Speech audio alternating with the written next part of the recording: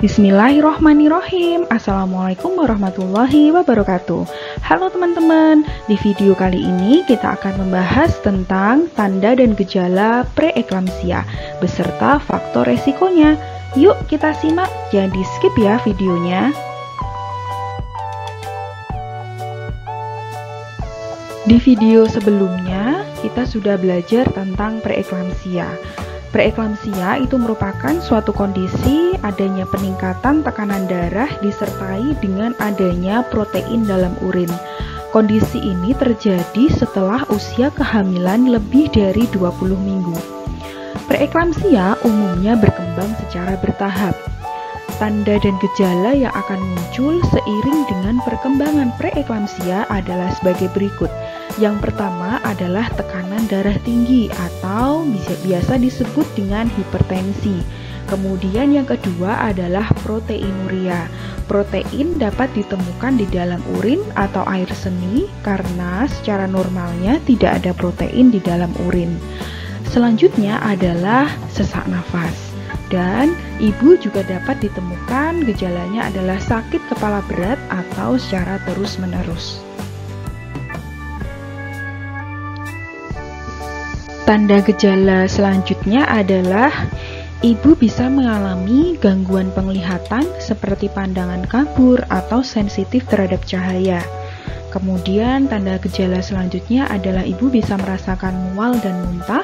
Kemudian selanjutnya adalah adanya rasa nyeri di perut kanan atas dan ditemukan juga adanya bengkak pada tungkai, tangan, wajah, dan beberapa bagian tubuh yang lainnya. Berikutnya adalah faktor resiko preeklamsia. Apa saja sih faktor resiko preeklamsia itu? Faktor resiko preeklamsia adalah sebagai berikut. Yang pertama adalah riwayat preeklamsia sebelumnya. Riwayat preeklamsia pada kehamilan sebelumnya adalah salah satu faktor resiko terjadinya preeklamsia berulang pada kehamilan selanjutnya. Untuk mencegah kondisi tersebut berulang kembali, maka penting untuk melakukan screening preeklamsia. Selanjutnya, faktor resikonya adalah kehamilan yang pertama kali. Wanita yang hamil untuk pertama kali disebut dengan primigravida.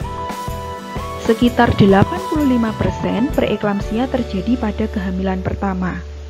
Primigravida lebih berisiko untuk mengalami preeklamsia daripada multigravida.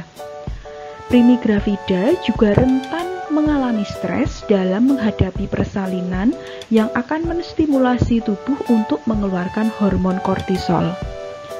Efek dari hormon kortisol itu sendiri dapat meningkatkan respon simpatis, sehingga curah jantung dan tekanan darah juga akan meningkat. Faktor resiko berikutnya adalah kehamilan janin kembar. Resiko mengalami tekanan darah tinggi ketika hamil bisa meningkat hingga 2 kali lipat jika ibu mengandung bayi kembar.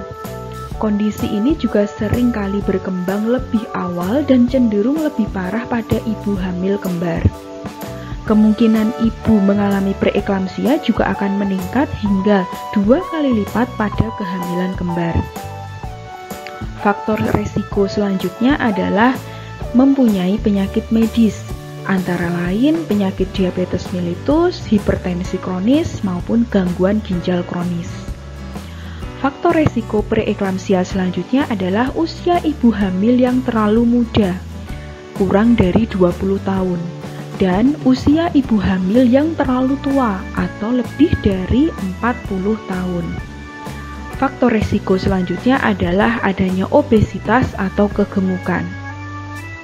Obesitas merupakan faktor resiko yang berhubungan dengan meningkatnya preeklamsia pada ibu hamil. Obesitas meningkatkan resiko preeklamsia sekitar 2 kali lipat. Wanita dengan body mass index-nya lebih dari 35 sebelum kehamilan memiliki resiko 4 kali lipat mengalami preeklamsia dibandingkan dengan wanita dengan body mass index 19-27. Pada penderita obesitas didapatkan peningkatan asimetrik dimethylarginin atau ADMA yang mengakibatkan terjadinya preeklamsia. Berikutnya adalah komplikasi preeklamsia. Komplikasi preeklamsia adalah sebagai berikut. Yang pertama adalah adanya gangguan pada liver atau ada sindrom HELLP. Yang kedua adalah kejang atau eklamsia. Selanjutnya adalah adanya edem paru. Pada ibu hamil, edem paru ini bisa menjadi komplikasi yang sangat berbahaya. Penyakit ini ditandai dengan gejala sulit bernafas. Kondisi ini terjadi akibat adanya penumpukan cairan di dalam kantong paru-paru atau alveoli. Edem paru ini dapat terjadi secara tiba-tiba maupun berkembang dalam jangka waktu yang lama. Komplikasi selanjutnya adalah pertumbuhan janin terhambat atau PJT. Banyak faktor yang dapat memicu terhambatnya pertumbuhan janin di dalam kandungan. Namun, kondisi ini umumnya terjadi karena adanya gangguan pada plasenta. Pada kondisi preeklamsia, arteri uteroplasenta menjadi lebih kaku dan sempit, sehingga aliran darah antara ibu dan janin tidak optimal. Plasenta yang tidak berfungsi dengan baik akan menghambat pasokan oksigen dan nutrisi ke janin, sehingga mengakibatkan janin gagal berkembang. Komplikasi selanjutnya adalah kelahiran prematur. Salah satu komplikasi yang sering terjadi ketika ibu hamil mengalami preeklamsia adalah kelahiran bayi prematur. Hal ini karena preeklamsia mengakibatkan pasokan darah dan nutrisi ke janin terganggu, sehingga pertumbuhan janin dapat terhambat dan resiko terjadinya kelahiran prematur akan lebih besar. Komplikasi selanjutnya adalah lepasnya plasenta sebelum kelahiran. Lepasnya plasenta ini kerap kali terjadi pada trimester ketiga kehamilan atau beberapa minggu menjelang waktu persalinan tiba.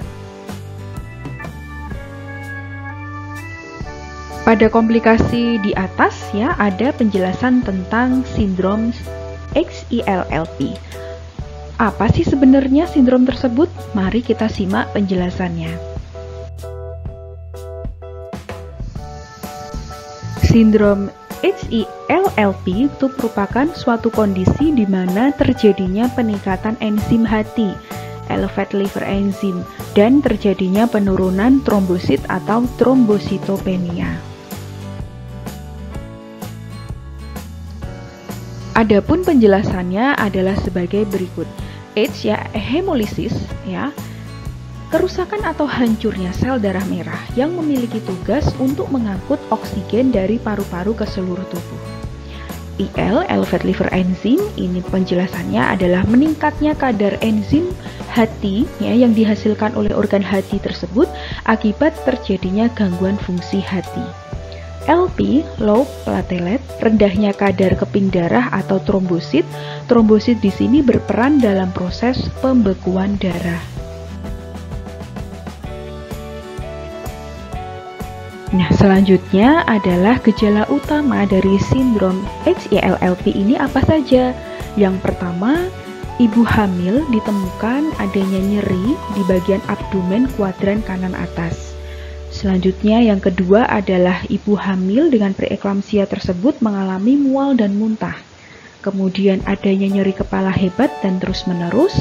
Dan yang terakhir adalah ibu hamil merasakan badan tidak enak. Saatnya kuis ya teman-teman. Silahkan menjawab pertanyaan berikut ini di kolom komentar ya. Pertanyaannya adalah mengapa obesitas jadi faktor resiko dari preeklamsia? Oke teman-teman, materi kali ini kita cukupkan sekian. Kalau nanti ada diskusi, kita lanjutkan di WhatsApp group. Terima kasih. Wassalamualaikum warahmatullahi wabarakatuh.